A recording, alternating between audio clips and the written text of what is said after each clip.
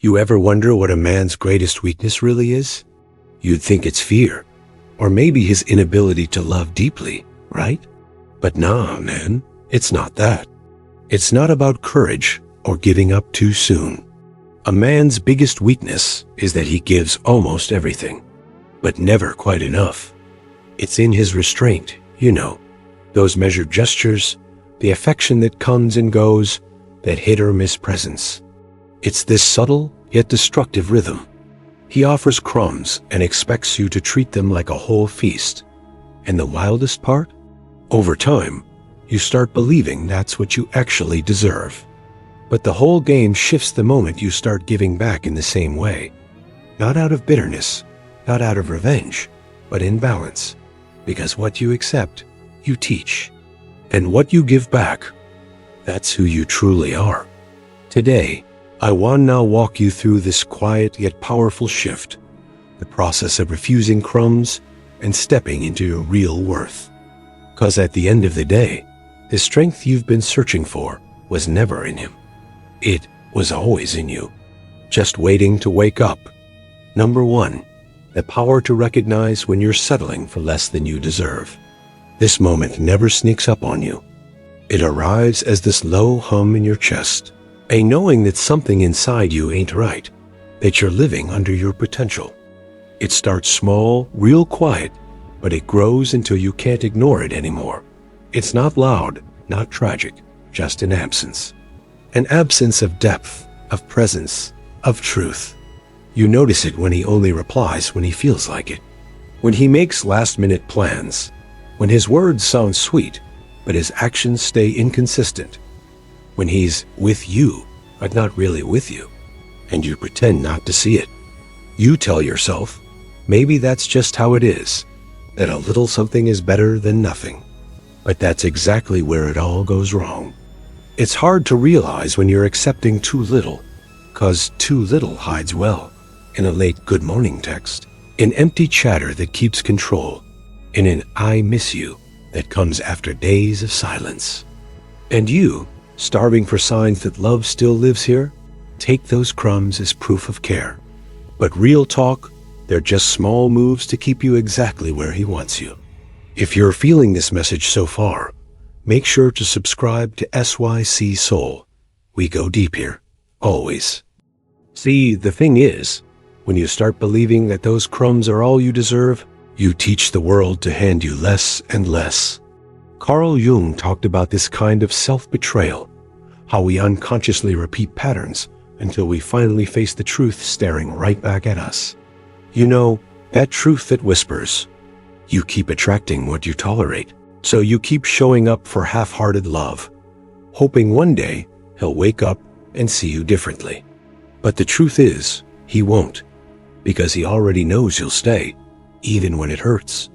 And that's the quiet tragedy of it all. Jung said that the things we refuse to face become our fate. Real talk. Every time you silence that inner voice that says, this isn't it, you step deeper into a story that was never meant for you. You shrink a little, dim your own light a little, and call it loyalty. But it's not loyalty, it's fear dressed up as patience. The universe, or maybe it's your own psyche, will keep sending you the same kind of pain, wrapped in different faces, until you finally say, I'm done learning this way. And that's when everything starts to change. You start to pull your energy back. You stop explaining yourself to people who already know what they're doing. You stop proving your worth in places that have no room for your spirit. It's like a veil lifts, and you suddenly see how long you've been waiting for permission to matter. And here's the wildest part. The moment you stop chasing crumbs, the people handing them out start to panic. They feel the loss of your attention, your softness, your steady presence. But by then, you're not angry anymore. You're just done. You start to notice peace feels louder than chaos. You crave quiet mornings instead of endless explanations. And for the first time in a long while, you choose yourself, not as payback, but as alignment. You finally realize that choosing yourself isn't selfish. It's sacred. Hey, if any of this is striking a chord with you, drop a comment below and tell me where you're watching this from. I love hearing your stories. Real connections matter here. Now, when you finally start choosing yourself, something kind of magical happens. You stop chasing things that drain you. You stop showing up where your presence is treated like an afterthought. And slowly, you begin to attract people who meet you where you are. People who don't make you beg for energy, time, or love. Carl Jung said the outer world mirrors the inner one. So when your inner world changes, when you raise your standards, heal your patterns, and stop settling for less, your entire reality starts reflecting that new vibration back to you. It's not some woo-woo magic. It's psychology. You become what you believe you deserve, and life follows that lead. And yeah, it's not easy at first. It feels lonely, quiet, even uncomfortable. You start missing the chaos that once made you feel alive, because pain has a way of feeling like passion when you've been numb for too long. But real talk, that's not love. That's just familiarity in disguise. You'll have days when you second guess it all, wondering if maybe you were the problem. That's normal. It's the old programming trying to pull you back. Jung said the shadow resists the light. It fights to stay hidden. So when that doubt creeps in, remind yourself, growth never feels gentle. Healing feels like breaking at first. But breaking is how you open. You'll start noticing the world differently, too. Music hits different. Silence feels peaceful. And small joys, like a quiet morning or a random laugh, start meaning more than the drama you once thought you needed. You stop wanting intensity and start craving peace. And man, that shift, that's when you know you're no longer surviving. You're starting to live. You begin to understand what Jung meant when he said, "Until you make the unconscious conscious, it will direct your life and you will call it fate." You stop calling it fate and start calling it choice. And from that place, your whole story changes. So don't run from the quiet. Don't fear being alone. That silence is where you finally meet yourself, the real you that's been waiting underneath all that noise. When you reach that stage where silence doesn't scare you anymore, that's when your transformation really begins. You realize that peace was never supposed to be earned. It was your natural state all along. You just had to unlearn the noise that made you forget. Carl Jung often said that what we deny inside ourselves eventually shows up outside as fate. So when you start accepting your emotions, the ugly ones, the ones you hide from everyone, you stop being controlled by them. You start moving from awareness instead of reaction. That's where real power lives.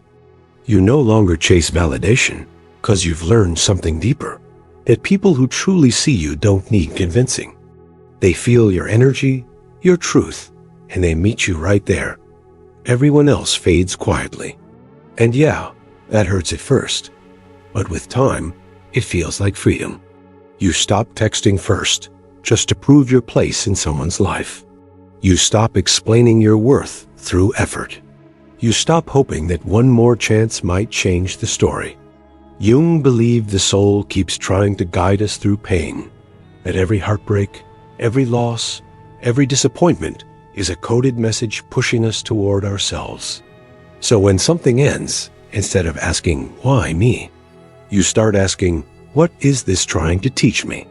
And that shift, man, it changes everything.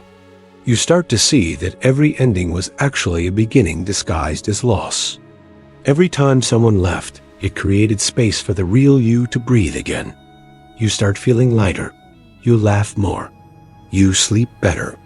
You look around and realize that nothing outside of you has changed. Yet somehow, everything feels different. That's because you've changed.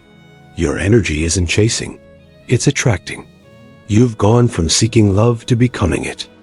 And when people from your past try to come back, the ones who once made you doubt yourself, you'll feel that same old pull, but you won't respond the same.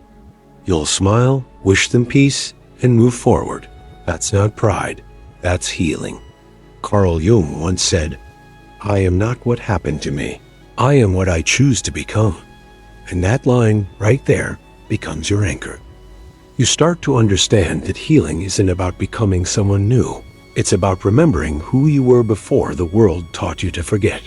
That quiet confidence, that natural peace, that inner knowing, it was always there. Life just layered noise over it. Jung talked a lot about individuation, the process of becoming whole. And man, when that hits, it hits deep. It's not about being perfect. It's about embracing every messy, brilliant, broken, shining part of yourself. The shadow, the light, the contradictions, all of it belongs.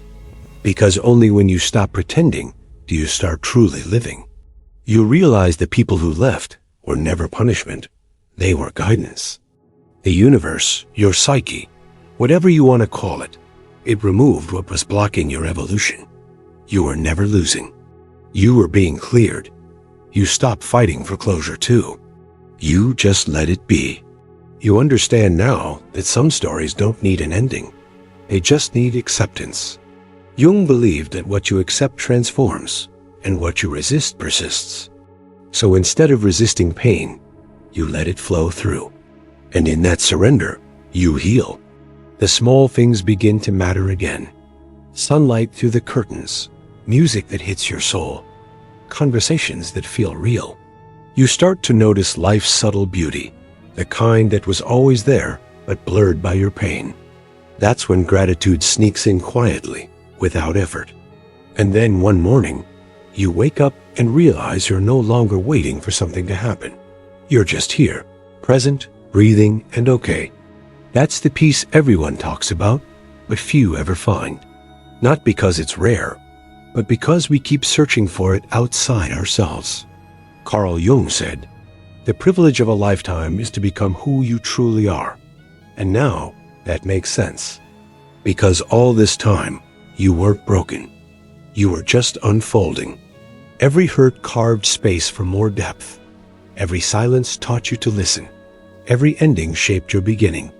You finally see it. None of it was random. It was all preparation. And that's the thing, right? Once you see how everything connects, the pain, the joy, the silence, the lessons, you can't unsee it. It's like your vision sharpens. You realize that every heartbreak wasn't punishment. It was preparation. Every delay wasn't rejection. It was divine timing aligning you with who you were meant to be. Carl Jung always emphasized that we meet ourselves time and again in 1,000 disguises along the path of life. And real talk, that line hits different once you've lived through enough storms.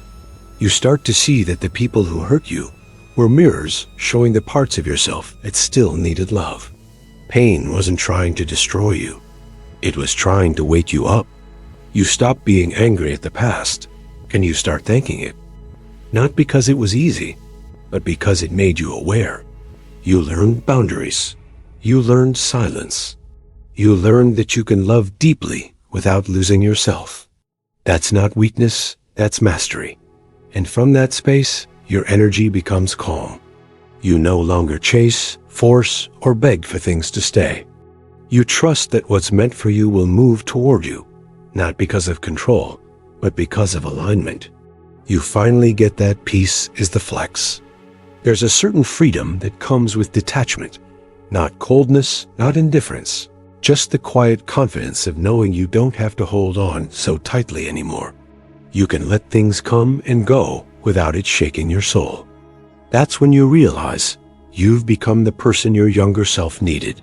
Jung believed that until you truly confront your inner darkness, you can't access your real light. And now you see that both coexist. You're not trying to kill your shadow anymore. You're walking with it. That's what healing actually looks like. Integration, not erasure. So when someone asks, "How did you change?" you just smile and say, "I stopped fighting myself." Because that's what this whole journey was about.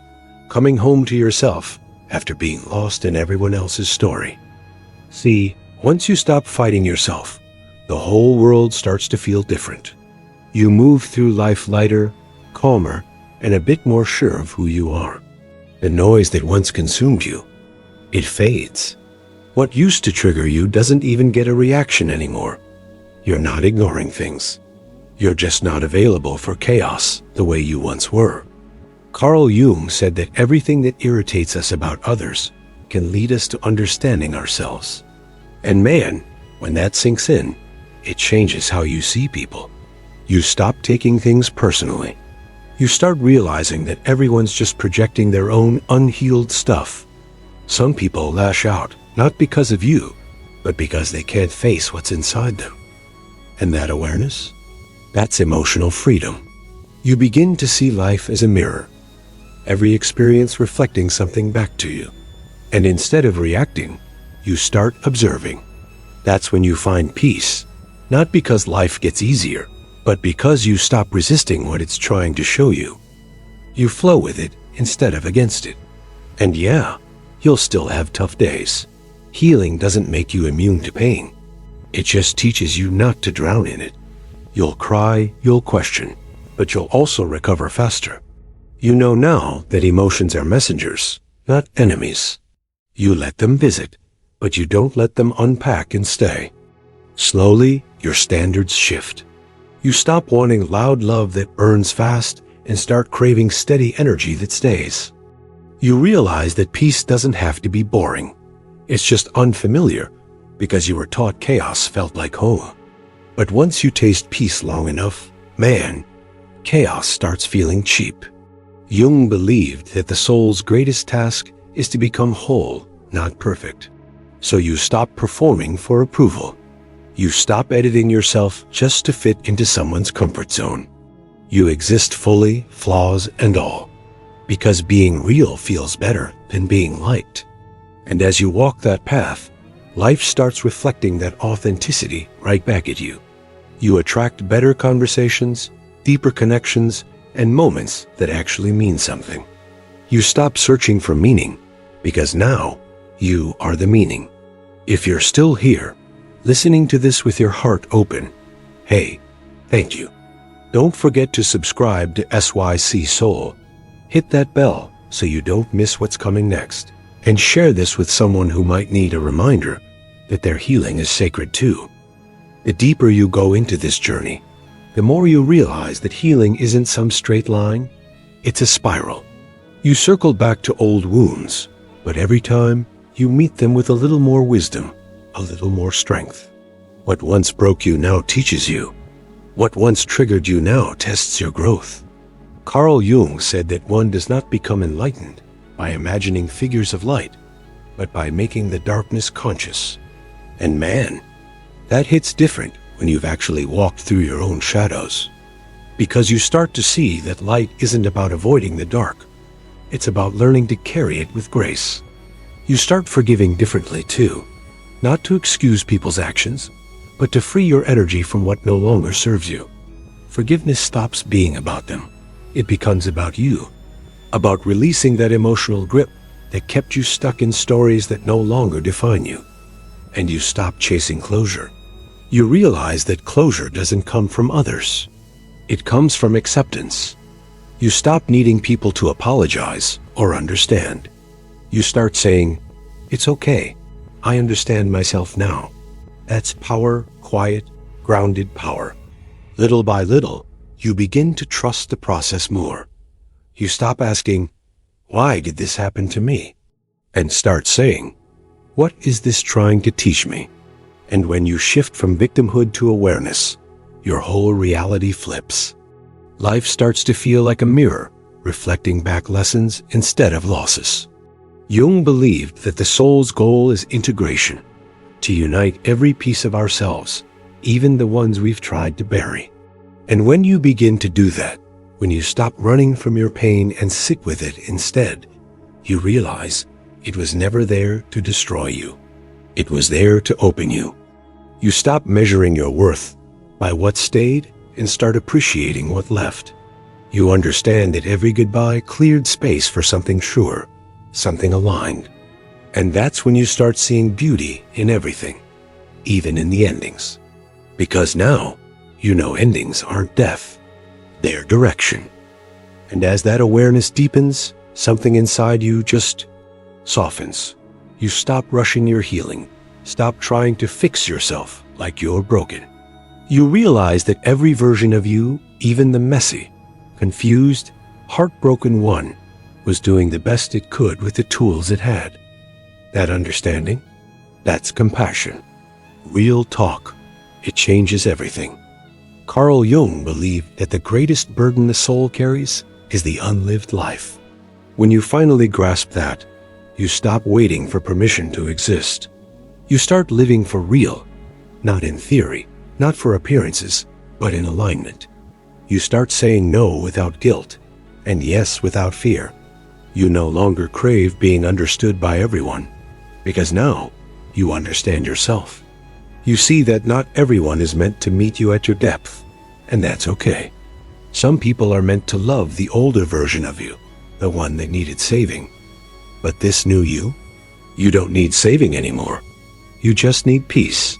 You begin spending more time in silence, not because you're lonely, but because you're full. The quiet becomes your sanctuary. And in that stillness, you start hearing your own intuition louder than the world's noise. That voice inside, the one you used to doubt, becomes your compass. You start realizing that joy doesn't come from what you get, but from what you let go of. The pressure, the expectations, the pretending, you release it all. You stop performing and start being. You laugh easier, breathe deeper, and look at yourself in the mirror with genuine kindness. Jung once said, "The privilege of a lifetime is to become who you truly are." And now you get it. You see that self-love isn't about repeating affirmations. It's about building a life that doesn't require you to abandon yourself to feel loved. You stop trying to fit into places that can't hold your truth. You stop making yourself smaller just to keep the peace. Because you've learned that real peace isn't found in shrinking. It's found in standing fully in your light. When you finally come home to yourself, everything slows down. You stop running from your reflection. You stop searching for meaning in other people's eyes.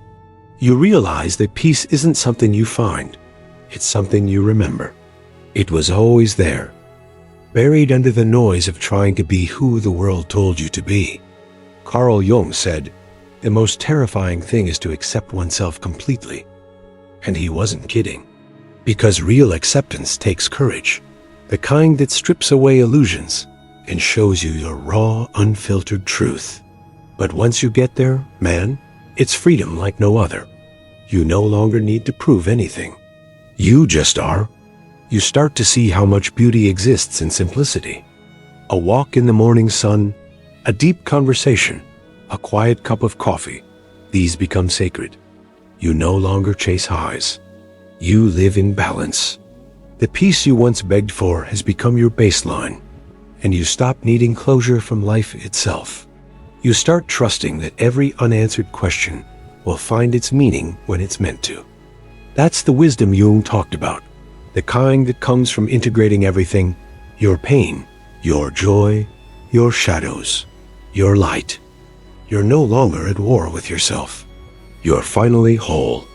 You understand now that love, real love, isn't found by chasing it outside. It begins when you sit with your own soul and say, "I'm here. I'm not leaving." That's the kind of love that changes the energy of everything around you. And from that space, you start moving differently. You speak softer, but with more truth. You forgive faster, not because they deserve it, but because you deserve peace. You don't react, you respond. You don't attach, you allow. You flow. That's what evolution feels like. Not a burst of fireworks, but the steady glow of self-awareness. Jung called it individuation, the moment you realize you are not the mask, not the role, but the soul behind it. You've become your own home, your own anchor, your own peace. At some point, you stop chasing enlightenment like it's a prize to win and start realizing it's simply awareness. Awareness of what's always been there. You don't need to climb mountains or run from your pain to find it. You just have to look honestly inside. Carl Jung said, "Who looks outside dreams. Who looks inside awakes." And man, That one line holds everything.